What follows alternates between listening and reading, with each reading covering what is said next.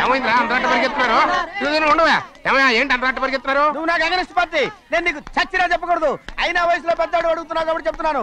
మన బసవాడు లేడు, వాడు పండిస్తున్నాడంట. అగా బసవాడు ఏంటి కొండ ఎత్తడం ఏంటి? ఎగతాళిగా ఉందా? నేను ఎగతాళి చేయడం కాదండి, ఊరంతా పరిగెడుతున్నారు. పైగా 10 రూపాయలు టికెట్ అంట. బసవాడు కొండ తీసుకెళ్ళి చూపిస్తాను. నా కూతురా ప్రశాంతంగా ఉండండి. ఆంజనేయ స్వామికి పంట కాలే బాగా ఒళ్ళు పట్టంటారా.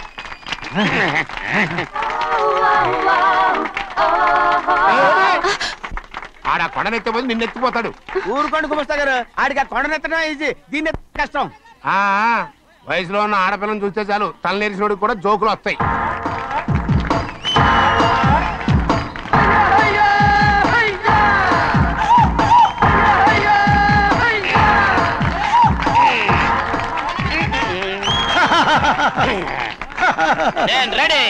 ఏంట్రా రెడీ? కొండనెత్తు. ఓ 50 మందిని పిలవండి. ఎందుకు?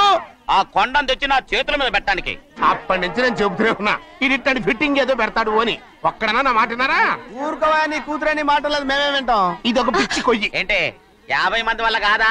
అయితే ఊరు మొత్తం వచ్చి ఆ కొండను తెచ్చి నా చేతుల మీద పెట్టండి, అప్పుడు నేను ఒక్కనే ఎత్తుతాను.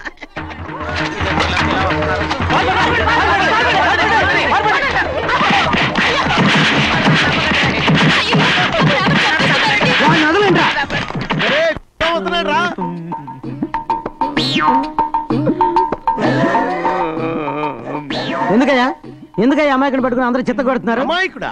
వీడా? అవును. స్వామి స్వామి మా వారిని రక్షించినందుకు చాలా థ్యాంక్స్ అండి. ఏ స్కూల్లో చదువుతున్నారా? Coeducation. అదే కరెక్ట్. ఇటు ఇప్పుడు మాట్లాడు. నీ కూతుర్ని ఇతనికి ఇచ్చి చెయ్యాలి అంటే ఇతను తెలివైన వాడని నిరూపించుకోమన్నారుగా. అవును. ఇప్పుడు నేను చెప్తున్నాను, ఇక్కడున్న మీ అందరికంటే ఇతనే తెలివైన. ఆంజనేయుడు తప్ప ఆ కొండను ఎవరైనా ఎత్తగలరా? చేయలేని దాన్ని చేయగలనని చెప్పి మీ అందరిని నమ్మించి ఇక్కడ తీసుకొచ్చాడే, ఇతను తెలివైనడు కదంటారా? ఇది తీవ్రంగా ఆలోచించవలసిన విషయం. కరెక్ట్. ఒక తెలివైన వాడే ఎదుటి వాళ్ళని తెలివి తక్కువ వాళ్ళని చేయగలడు. He's very bright. ఇప్పుడైనా ఒప్పుకుంటారా? ఒప్పుకున్నట్టే గుండె మీద చేసుకున్నాడు కనుక. స్వామీజీ మీ ఆశీర్వాదం ఉంటే వచ్చే వారం నేను నీళ్ల మీద నడుస్తాను, ఆపై వచ్చే వారం భూమి మీద ఈదుతాను. అలాగా? ఏది నీళ్ళల్లో నడు చూద్దాం. ఇక్కడ నీళ్లు లేవే. నువ్వు నీళ్లలో నడుస్తావో నేల మీద ఎత్తావో నాకు అనవసరం. నా కూతురుతో నువ్వు సరిగ్గా నడుచుకుంటావా లేదా?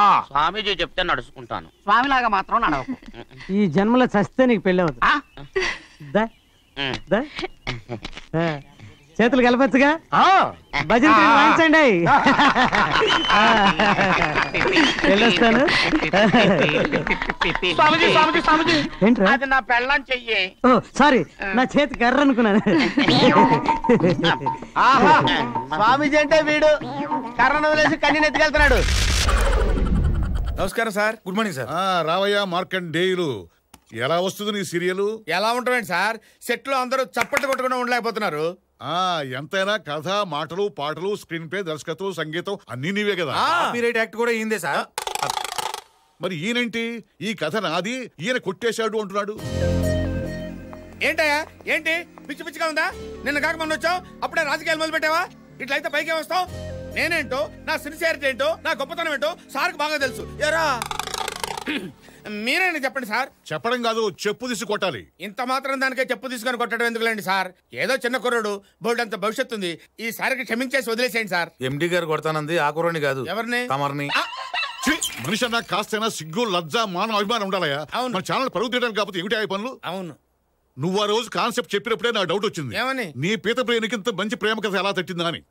ఏమయ్యా నువ్వు కూడా వీళ్ళ సన్యాసేనా? లేదు సార్, అలా చేయడం తప్పని ఎంత చెప్పినా వినిపించుకోలేదు సార్. నువ్వు ఇంత నీచుడుగా నాకు ఎప్పటిదా తెలీదు. నువ్వు చేసిన పనికి నేను ఇప్పుడే ఉద్యోగం నుంచి పీకి పారేయాలి. సార్ మీకు దండం పెడతాను, అంత పని చేయకండి సార్. వైఫ్ అండ్ చిల్డ్రన్ ఉండండి సార్. ఏదో పనులు చేసినప్పుడు పెళ్ళాం పిల్లలు గుర్తు రాలేదా? సరే ఈ రోజు నుంచి ఈ రఘురామ్ చీఫ్. ఏం చేయవా? నువ్వు ఇతనికి అసిస్టెంట్. ఇకనైనా జాగ్రత్తగా బతుకు. వెళ్ళు. వెళ్తున్నాం లేదు సార్, కోపడతారు ఎందుకండి? వెళ్తున్నాం లేదండి. ఓకే. ప్లేట్ కొత్తనా? ప్లేట్కి ఎవరు కొత్త అంటే అందరికి గీసి ప్లేట్ తో గీసేస్తున్నావా? ఆ రూగాళ్ళకి స్పెషల్ గా గీస్తామండి బాబు. అంటే నేను బేవర్స్గానే కదా దానికి అర్థం. ఇది మాత్రం బాగా అర్థమైందిరా నీకు.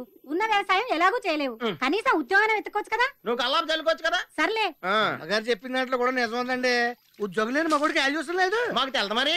ఒరేయ్ ఈ బాతుని టాలెంట్ కి ఎవరికైనా నెలకి 4000 జీతం ఇచ్చే దమ్ము ఉంటే ఈ ఊళ్ళో వచ్చిన కన్సల్ట్ చేయమని చెప్పు. ఆడి ఎందుకంటే నెలకి 5000 ఇస్తాను, నాకు ఆడి జాయిన్ అయిపోండి. నువ్వే పనుడు, నువ్వు నాకు పని ఎత్తావులారా? నేను పనివాడేనండి, తమ పనికి పనుడు కదా మరి.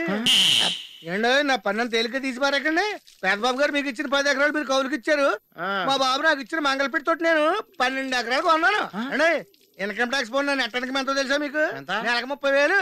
ఆ డబ్బుతో మా తమ్ముడు అమెరికాలో చదివిస్తాను. రే వాడు చెప్పింది నిజమే, మంచి రోజు చూసి జాయిన్ అయిపో.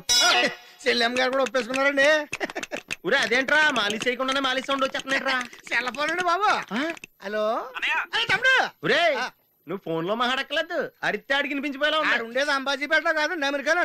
తమ్ముడు అమెరికాలో కొత్త కత్తులు గట్ట ఏమైనా వస్తే పార్సల్ చేసి షిప్పులు పంపించే నాకు.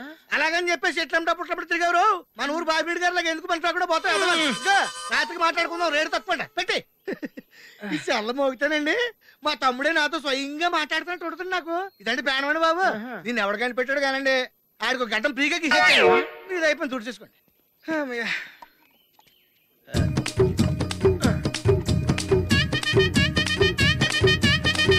చేస్తానండి గురవయ్య గారి గుండు గీయాలి. ఏడు బాబు తవరు మాత్రం మంచి రోజు జాయిన్ అయిపోండి. పెట్టి మైలకు చచ్చిపోతున్నానండి బాబు.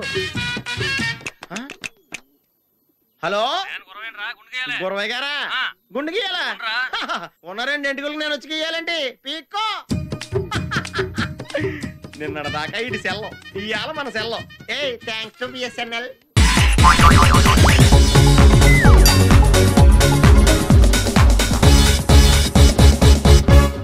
ఈ 10 నిమిషాల్లో 3 మర్డర్లు 6 కిడ్నాప్లు ప్లాన్ చేసి ఉండేవాడిని.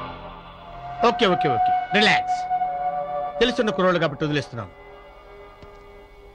ఇంతకీ 10,000 ఎందుకు? మా వాడి లవ్ కోసం. లవ్ కోసం లోనా? రేయ్ జీ బాబా, ఫార్మాలిటీస్ పూర్తి చేసుకుని వీళ్ళకి 10,000 అప్పు ఇవ్వండి. అలాగే బాబా. Party okay. ఇదిగో